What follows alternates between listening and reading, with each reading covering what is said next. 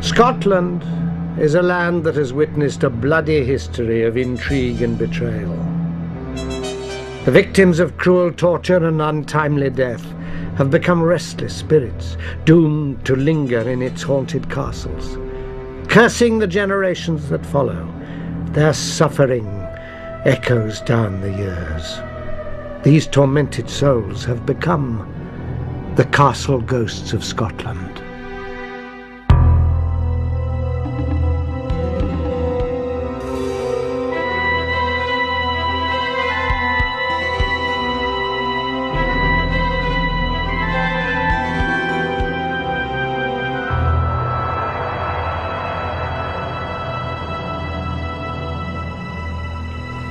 Have you ever seen a ghost? Some shadowy form glimpsed out of the corner of your eye? A half-seen figure that disappears suddenly the moment you turn to face it?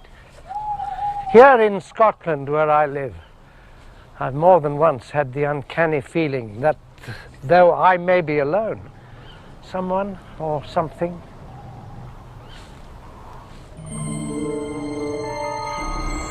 is watching me. That I'm being visited by a ghost. But that is not unusual in Scotland.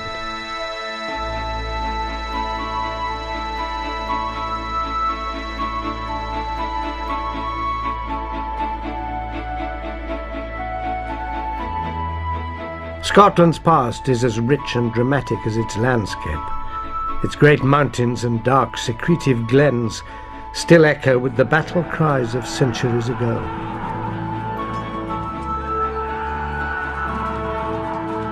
As well as Scotland's warlike traditions, there exists a strong belief in the powers of the supernatural.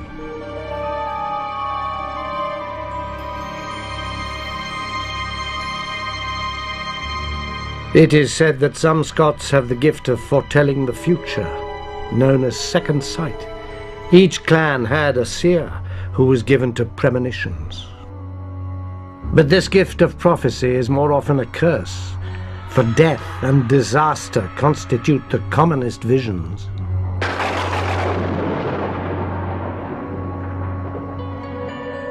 Hauntings and paranormal activities are often concentrated in particular places. A wood, a silent lake, a holy site or buildings where gruesome events have taken place.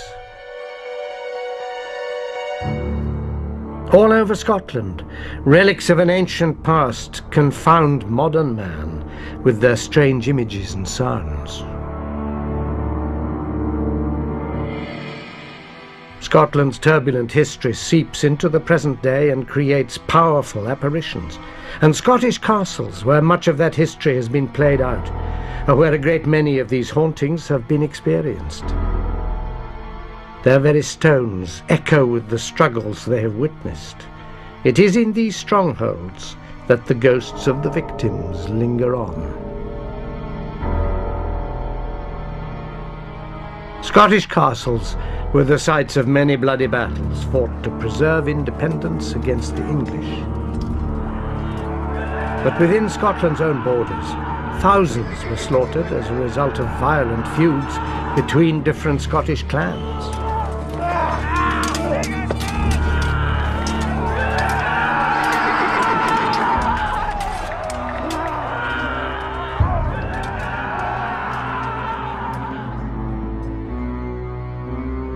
A haunted fortress stands on the west coast of Scotland, in the region of Argyll. This is Duntrune Castle, dominating the rocky headland overlooking the Sound of Jura. Built more than 800 years ago to guard the surrounding countryside against raiders from across the sea, Duntrune is the oldest continuously inhabited castle in Scotland. Now a peaceful home, it was once the scene of bitter clan fighting. To this day, Duntrune is haunted by the heroic deed of a lone piper who paid for his clan loyalty with a gruesome death. Mysterious music is often heard, the piper's desperate tune carried on the wind across the misty waters. The sound of Scottish pipes has haunted the castle for many years, summoning memories of Duntrune's brutal past.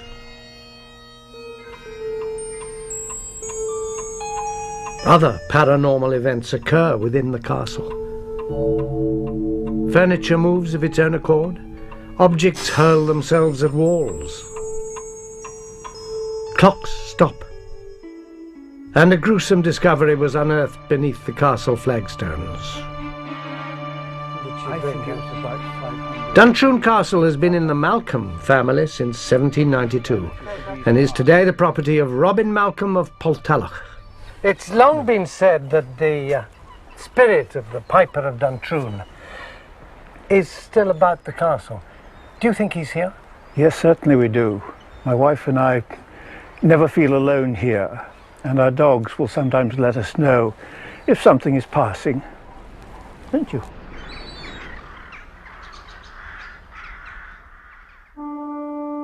"400 years ago, our sitting room was the approach to the main castle entrance. So anybody coming or going had to go through that room.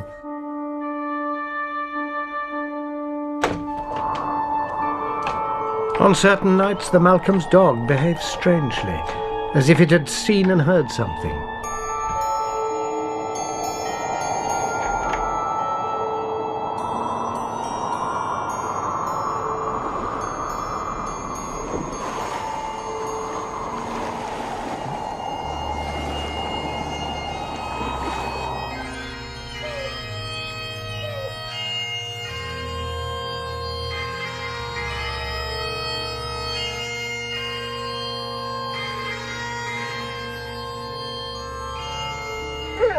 I wish I could see what it is the dog's seen or felt. I haven't yet, but I hope one day I shall. To understand the hauntings at Duntrune, we must return to its blood-stained past. Duntrune was owned by the powerful Campbell clan. During the 1600s, Scottish clans were fiercely individual, ferociously holding sway over their regions. At that time, as a result of a civil war raging across Britain, the Scots were divided. The Campbells fought on the side of Parliament, while others, like their enemies the MacDonalds, supported the King, Charles I. Hearing that most of the Campbells were away from their castle at Duntrune, Colkitto, a MacDonald chieftain, took advantage of the situation and attacked the castle.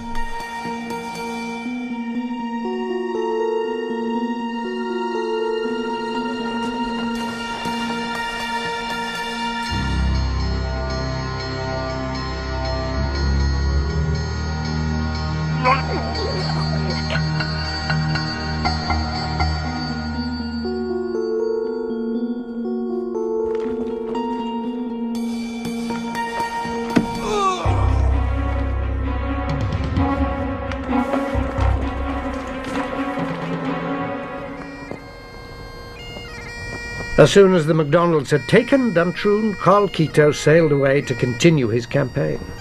He left behind a small garrison and his loyal Piper to guard the castle. Pipers held an important place within the Scottish clans. Well educated and travelled, they ranked highly in the chief's household. When going into battle, the Piper stood forth alone, piping the men onward, their focus of loyalty.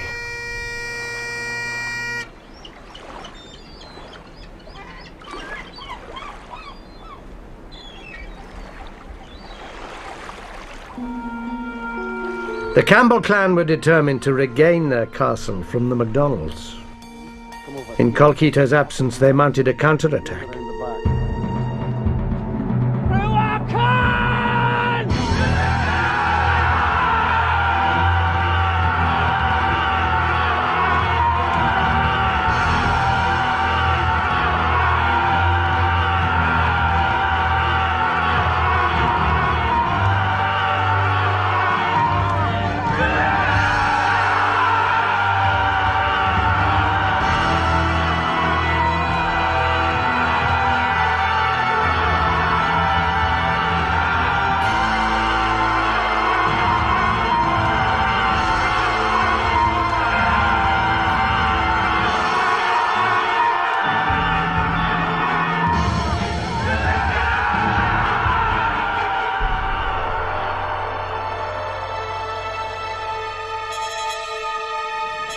Eventually, the Campbell clan recaptured Duntrune.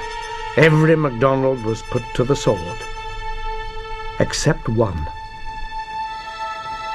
The MacDonald piper.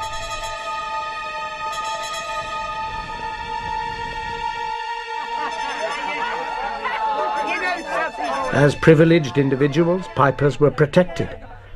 Colkitto's piper was spared. Imprisoned in the castle and surrounded by enemies, the piper knew that his master would return to Duntrune. At any time, Colkitto's boat could appear across the waters, bringing him back and heralding the MacDonald clan's return to the castle and almost certain death. As day dawned, the piper scanned the horizon for a glimpse of his master's boat, desperate to find a way of warning him. At last the piper saw a shape on the horizon and made out the MacDonald galley. He did the only thing he could to warn his master. He began to play his pipes.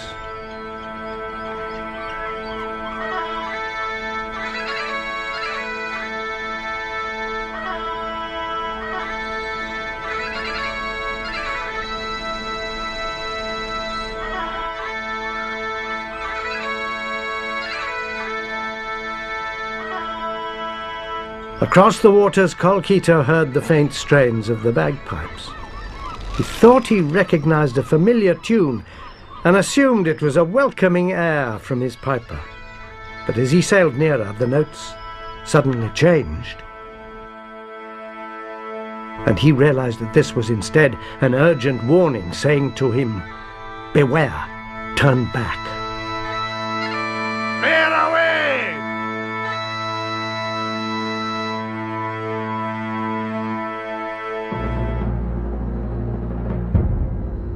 Colkitto turned his boat about, and the MacDonalds sailed away to safety. But for the piper there was no escape.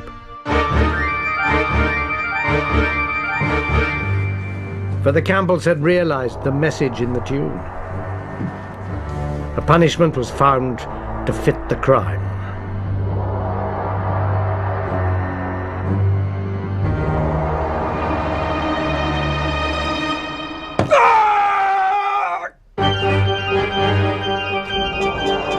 They cut off his hands so he could play no more. The piper bled to death from his wounds. Those who dismissed the story as a romantic myth were suddenly confronted with gruesome evidence. In about 1880, a chilling discovery was made beneath these flagstones.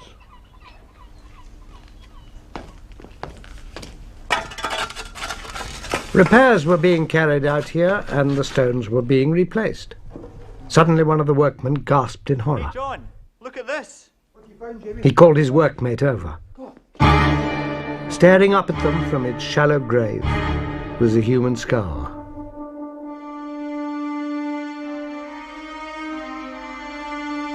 When the surrounding slabs were lifted, a full skeleton was revealed. They saw quite clearly the skeleton had no hands.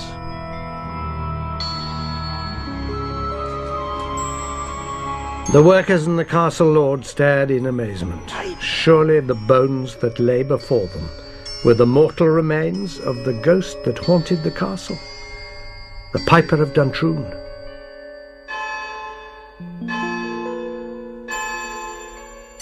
We commend into thy hands, most merciful Father, the soul of this our brother departed.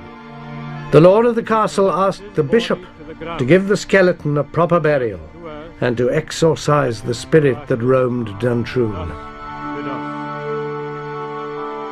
grace of our Lord Jesus Christ, the love of God, The bishop performed the rite of bell, book and candle. and the fellowship of the Holy Ghost be with us all evermore. Amen. But despite the exorcism, the piper's spirit still seems to dwell within the castle. So was the spirit of the piper not laid to rest? We think not.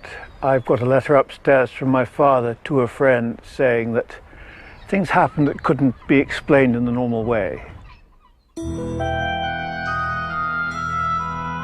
In spite of the disturbing events, objects being moved and broken, the Malcolm family learned to accept the ghostly presence.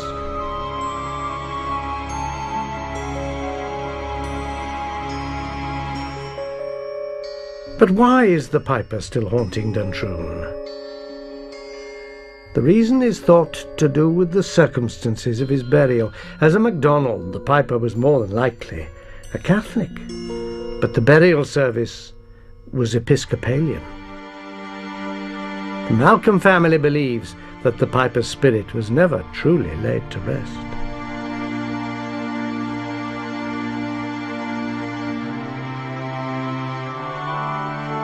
A single standing stone marks the spot where the skeleton is said to have been buried. It is known as the Piper's Grave. But though he is nameless, his courageous act has immortalized him, the Piper of Duntrune.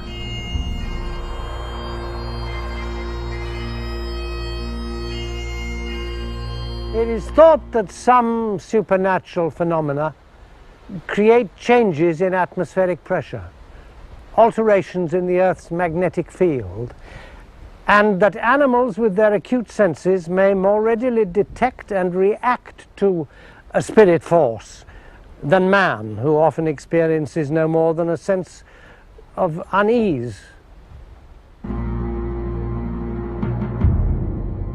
The lost soul the dogs seem to notice. The haunting pipe music.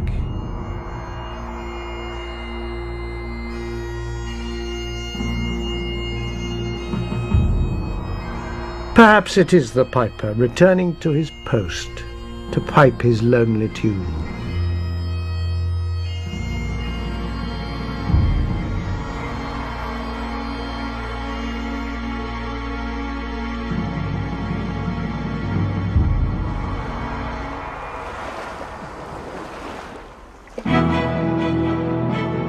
Another Scottish castle has 3 fearsome hauntings.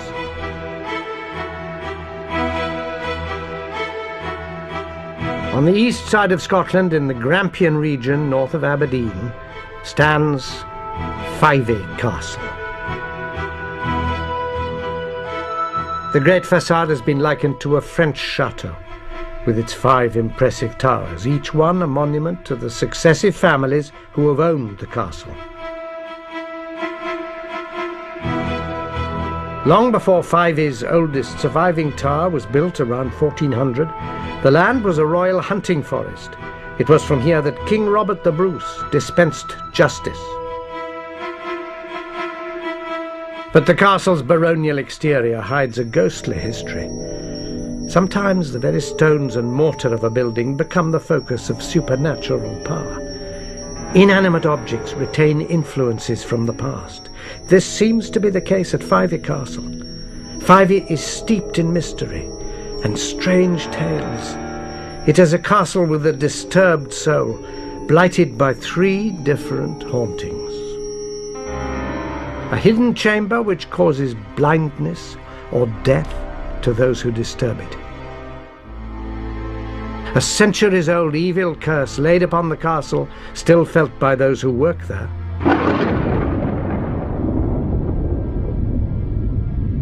And the ghost of a betrayed wife, the Green Lady, who walks Fyvie's long corridors to this day.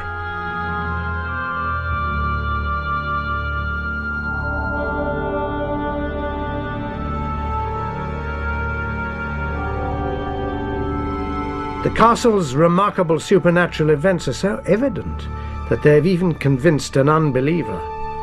The curator of arms and armour at Fyvie is Major John Peyton. 3 years ago, he had an experience in the castle that altered his views on the supernatural. Do you find yourself laughing at the people who believe that Fyvie is full of spirits, ghosts, and curses? Not at all. There was a time when The Major explained that as an army man he'd always been a great cynic who didn't believe in ghosts. But two experiences in Fyvie Castle affected him so much that he was forced to change his mind. I tend not to treat it as a laughing matter anymore.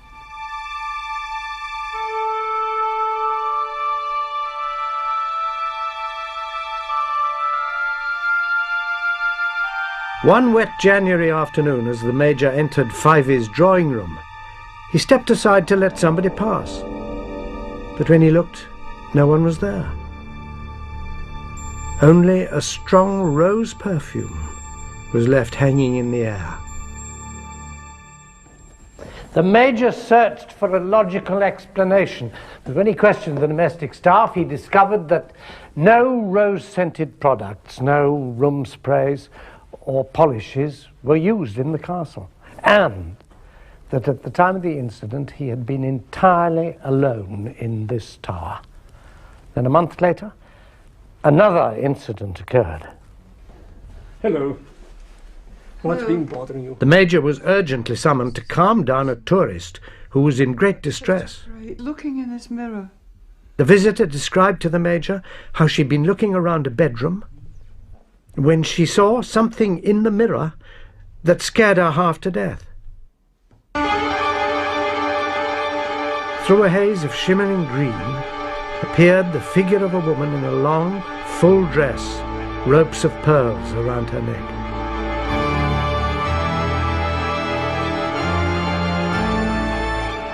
Then, in the blinking of an eye, she was gone. The visitor was in a terrible state. She thought no one would believe her. But the Major told her she was wrong. Oh, you're not going mad. He believed her. You do? Yes, I do. But who do you think it might be, this figure that you both experienced? Oh, without any doubt in my mind, the Green Lady of Fyvie. The Green Lady is thought to be the ghost of Dame Lilias Drummond. In the early 17th century, the owner of the castle was Alexander Seton, Lord Fyvie. He lived in the castle with his wife of many years, Dame Lilias. But Seton was dissatisfied with her. He was a dominating personality and singularly ambitious. They had 5 daughters, but not a son, the heir he longed for. Relations of Dame Lilias lived nearby. Among the family was a young girl, Griselle. Seton and Lilias had known her ever since she was a child, and now that she'd blossomed into a beautiful young woman, Seton fell passionately in love with her. Suddenly, Dame Lilias was reported unwell. Within months, she was dead. Whispered rumours about how Lilias had died echoed around the castle. They focused on a tiny room at the top of one of the castle towers. My Lord Seton. Seton, they said, had locked his wife up in this room. Anyone who attempted to release her was thrown out of a nearby window. Alone and half mad, Lilias starved to death.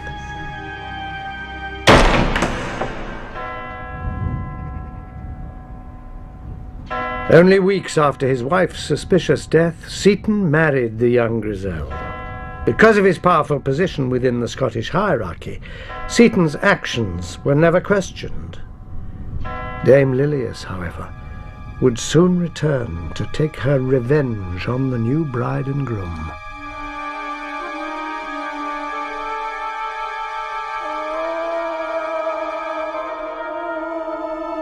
On their wedding night, Seton and his new wife heard the sound of heavy sighs from outside the window. Seton tried to calm Griselle's fears by telling her that it was only the sighing of the wind.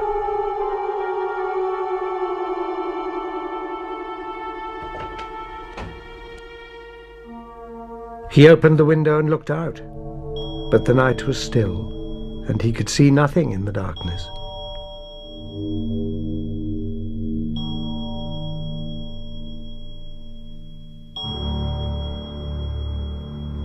There is nothing at the window. Seton again assured his young bride that there was no need to worry.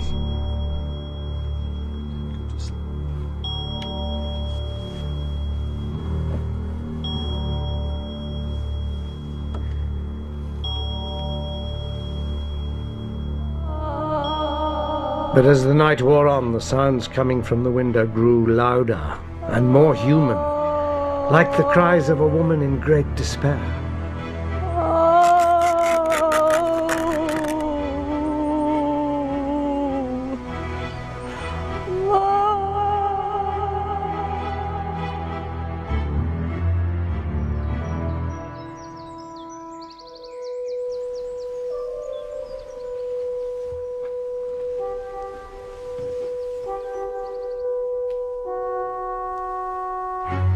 In the morning light, Griselle cautiously approached the window.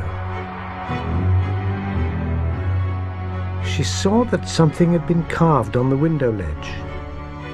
In letters nearly 3 inches high and inscribed from the outside were the words, D. Lilius Drummond.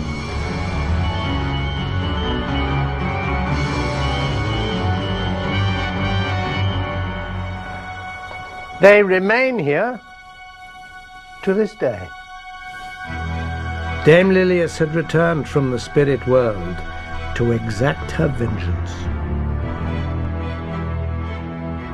The Green Lady is a startling apparition, but though her appearance is distressing, she rarely causes harm. Another supernatural energy found within the castle is deadlier. At the center of its mystery is a hidden room and an ancient lethal curse. Well, that's really... Christopher Hartley is the assistant curator for the National Trust of Scotland and headed the team who restored Fyvie. Of course, all round Fyvie, they believe that there is a secret room in the castle. Is there any truth in that? Is there a hidden chamber? Well, Fyvie is certainly a very busy house. It's surrounded with stories and ghosts and legends. And indeed, when we came here, we did find an unexplained space underneath this room, the charter room. And the room itself has got concealed in the walls various cupboards which open, such as this one here, where behind the panelling you find a blocked wall behind this door. And who knows where that might have led? Somewhere possibly down to a stair. The surveyor wanted to open the concealed room downstairs, but we persuaded him not to. After all, there's a most terrible curse attached to anybody who dares to open it. Twice in Fyvie's history, the curse of the hidden room was invoked. The curse is quite specific: death to the lord of the castle or blindness to his wife if anyone disturbs the chamber. In 1816, General William Gordon, the Lord of Fyvie, attempted to find the hidden room. The general failed to find easy access, and very soon after his attempt, he died. From that time, his wife, a former domestic servant in the castle, was afflicted by a blindness with which she went to her grave.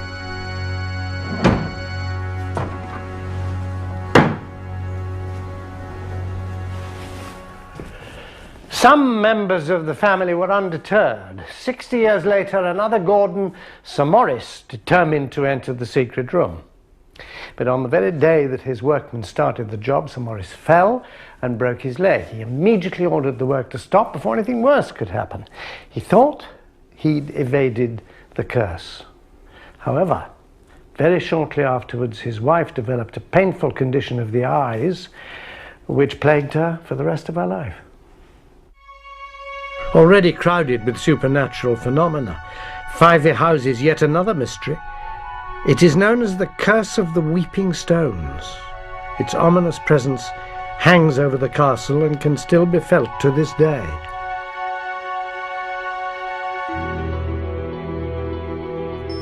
The tale of the curse is as old as the castle. More than 500 years ago, a prophet named Tamas the Rhymer was renowned for his gloomy predictions. He was ill-tempered and always quick to take offense.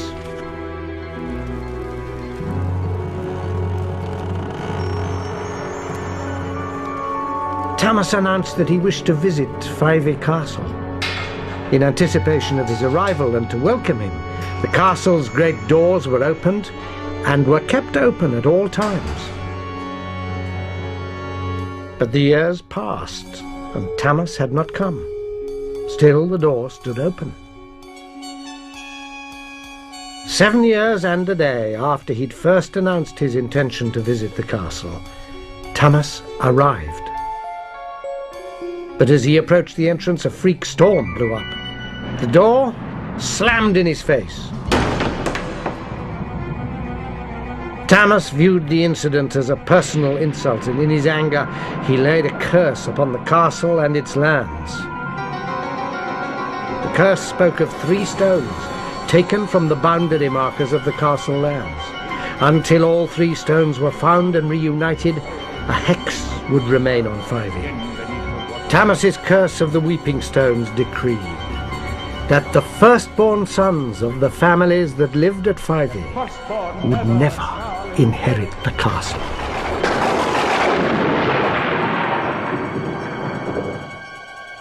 One stone was recovered and has been protected ever since.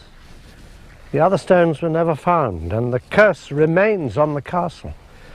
To the owners of Fyvie, the curse of the weeping stones is very real indeed, because through the generations, Fyvie has passed to second sons or daughters, in some cases more distant relations, the natural heirs being lost to wars and sickness. The curse is so powerful that the one weeping stone that has been recovered still exerts its evil influence. Christopher Hartley came under the stone's spell when he was working on its conservation and display.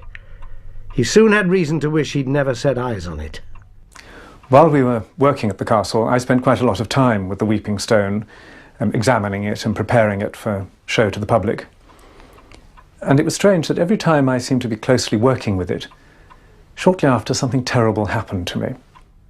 The first time, having worked very closely with the stone, I twisted my ankle.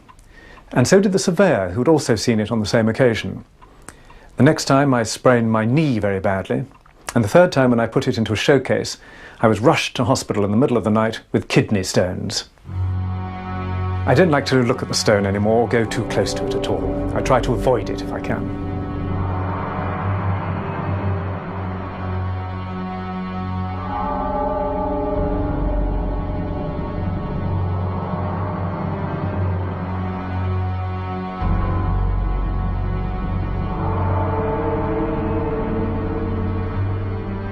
The weeping stone also has remarkable and unexplained physical properties.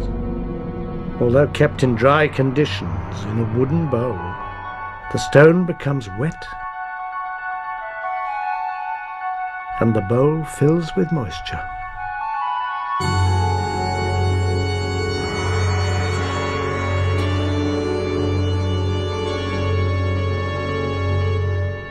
The story of the weeping stones is an enigmatic tale which generations of Fyvie's owners have been unable to ignore. The castle's eerie history is very much alive, and though today it's tourists, not courtiers, who throng the corridors, Fyvie teems with spirits from the past.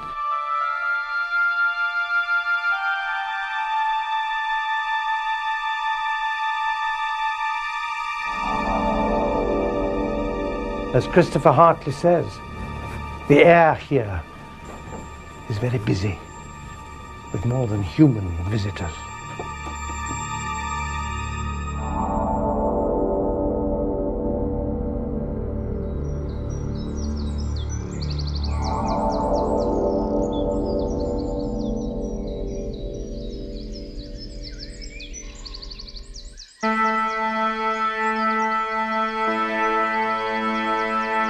One great Scottish castle has a royal and haunted lineage. In the midst of the lush Angus landscape, at the centre of what was once a holy region, is Glamis Castle. It is without doubt the most haunted castle in Scotland.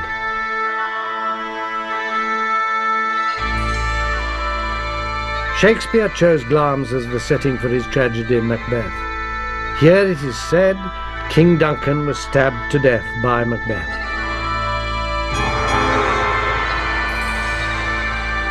Glamis hath murdered sleep, Macbeth shall sleep no more. But the real lords of Glamis, the Lion family, have a long and violent history as dramatic as any Shakespearean tragedy.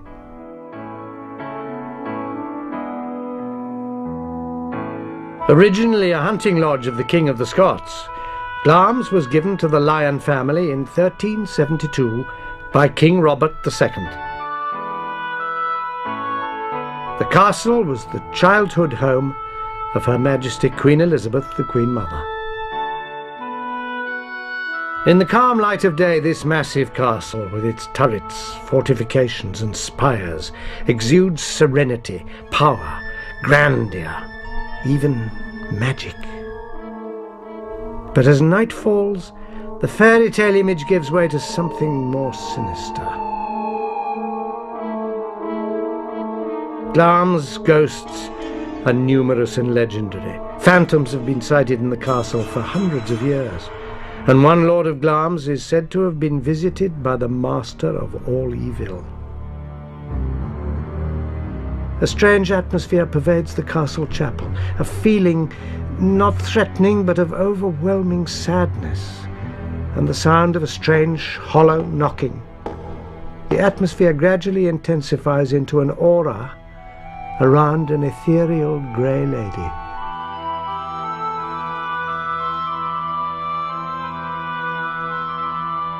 She kneels quietly at the altar, saying her prayers.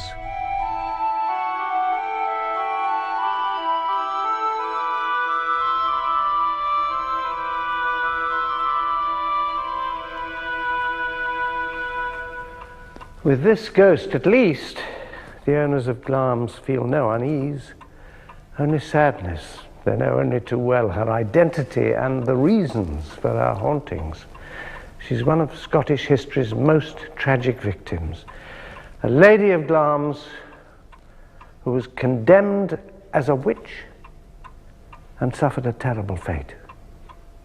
400 years ago, the close links between the Scottish royal family and Glamis Castle had dreadful consequences.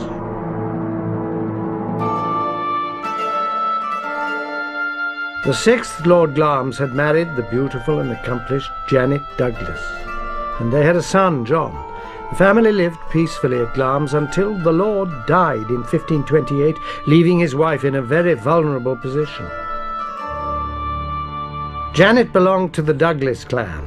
Her brother was stepfather to the king, James V, who despised his tyrannical stepfather. His loathing grew into an obsession, and he carried out a ruthless vendetta against the Douglases. The innocent Janet became the focus of the king's hatred. As a widow, Lady Glamis no longer enjoyed the protection of marriage, and King James seized Glamis for the crown. Lady Glamis was accused of magic and sorcery, of witchcraft, and mixing deadly potions with which to poison the king. No one doubted that these charges were completely false, but she and her son were arrested and taken to Edinburgh Castle, where they were imprisoned in its dark, fearsome dungeons. Meanwhile, King James occupied Glamis, held court here, and seized its contents for himself. Imprisoning Lady Glamis had been easy. Convicting her of the charges levelled against her proved much more difficult. Janet's character was without blemish. She was much respected by everybody who knew her, so that to procure testimony of her alleged treachery, the king had to resort to torture. Lady Glamis's faithful servants and clansmen were stretched on the rack to extract false evidence against her. Her 16-year-old son John was forced to witness these horrors before he himself was brutally tortured.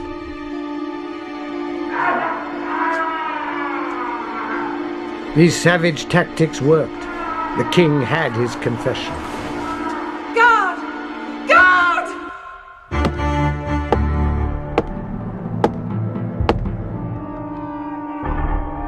Janet was convicted of witchcraft, and she and her son were condemned to death.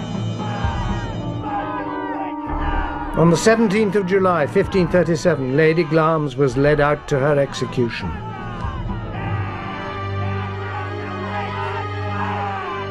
Almost blind because of her long incarceration in a dark dungeon, she was brought onto the Castle Hill of Edinburgh, where she was burnt alive.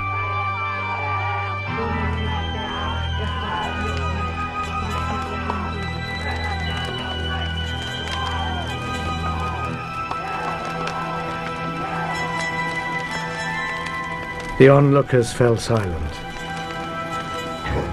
An eyewitness account of the execution described her suffering with great commiseration, being in the prime of her years, of singular beauty, and suffering, although a woman, with a manlike courage. Her innocence was never doubted. The account concluded that all men believe that the true cause of her execution was not witchcraft, but the hatred which the king carried for her brothers.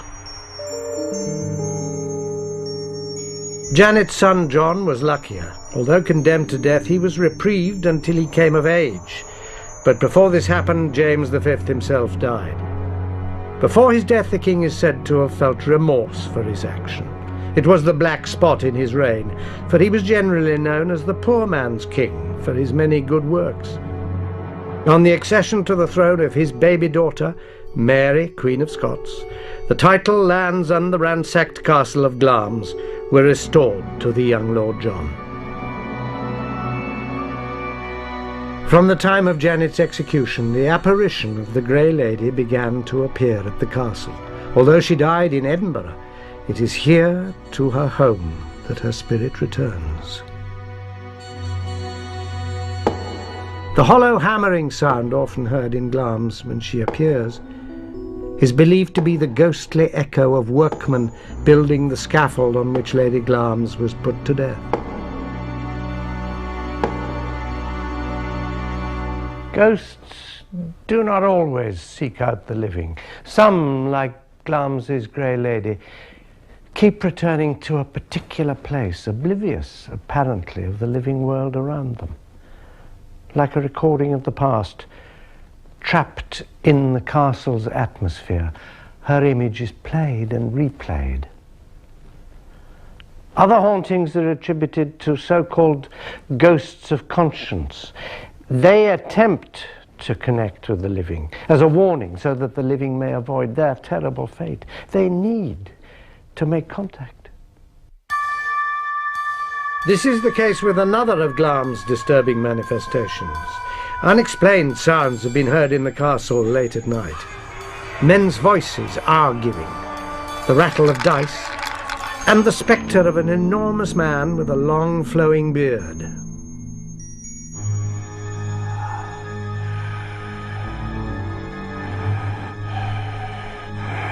Many of these hauntings have focused on the bedroom known as the Blue Room. One account recorded in the 1870s described the event. A guest at the castle, the wife of the Archbishop of York, was staying in the Blue Room.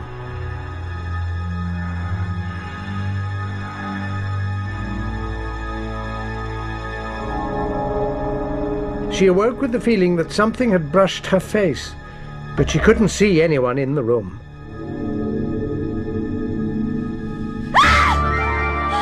Suddenly a figure loomed over her, a figure with a long flowing beard and the face of a dead man.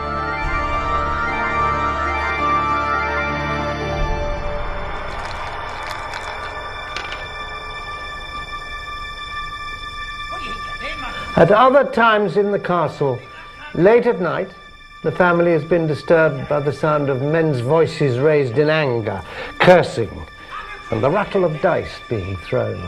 Sounds that seem to emanate from this walled-up chamber within the castle crypt.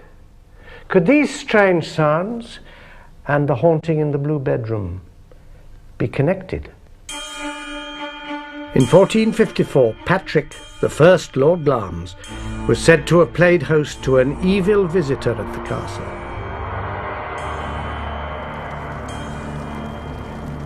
Lord Glamis was known for his love of gambling and often played cards with Earl Beardy of Crawford, so called because of his long, thick beard. The pair were playing together late one Saturday night when a servant entered and reminded them of the hour. It was nearly the Sabbath, and gambling was forbidden on the Lord's Day. Time is wearing on. Away, no bother me, man. Can you not see him in the middle of a game? But the men ignored him and played on. At 5 minutes to midnight, the servant again entered and pointed out the time. My lords. "We care not what day of the week it is," Earl Beardy roared. "If we have a mind to, we shall play until doomsday." He would regret his words. Still the men played on. Then on the stroke of midnight, the door opened. A mysterious stranger entered.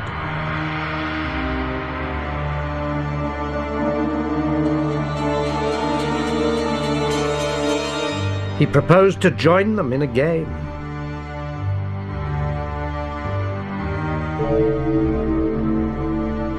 The stranger sat down and placed a stake of sparkling rubies on the table.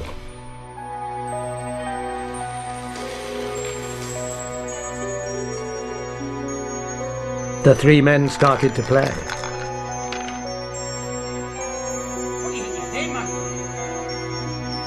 Lord Glamis and Earl Beardy soon got into a heated argument.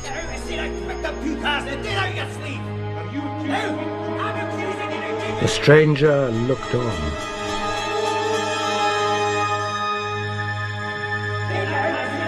The sounds from the room became loud and furious, and the servant longed to enter and see what was happening. But as he approached the door, he reeled back in terror. The two gambling men were enveloped in flames. That night the castle knew it had entertained the Prince of Darkness, Lucifer.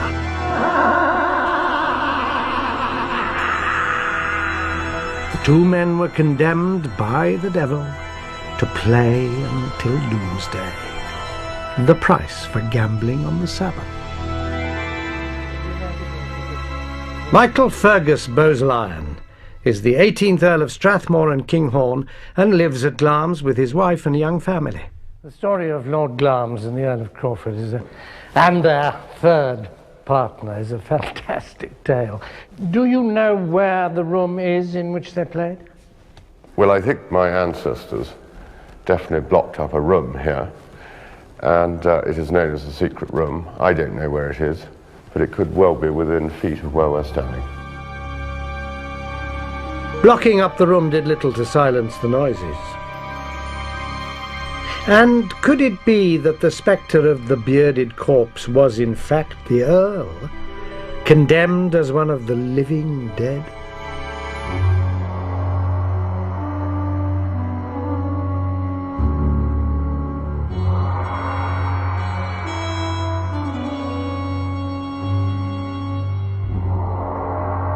In Scotland, the dark and rugged beauty of the landscape reminds us of the country's vivid history.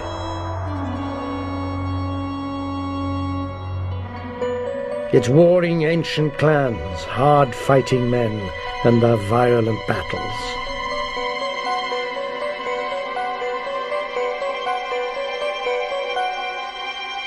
Bloody revenge and cruel deeds that echo down the centuries.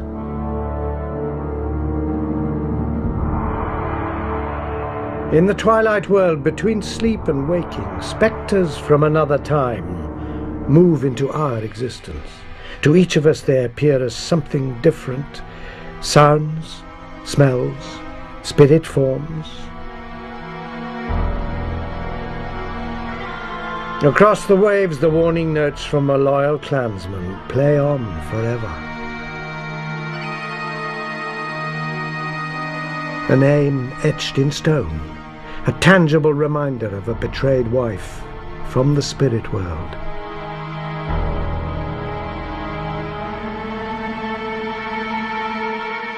Rising through the smoke and flames, an innocent, wronged soul returns home.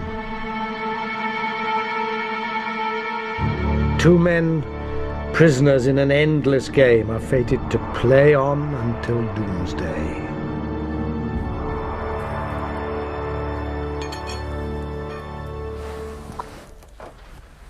In Scotland's ancient castles, how many of these imprints from the past linger on the fringe of our existence?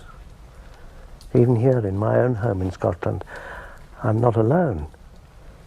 This house was built on the site of an ancient monastery, and my resident spirit is a monk who walks the house at night and stokes the fires. Why he remains here is a mystery I've not yet solved. In the meantime, he's a gentle and useful ghost. I can live with him.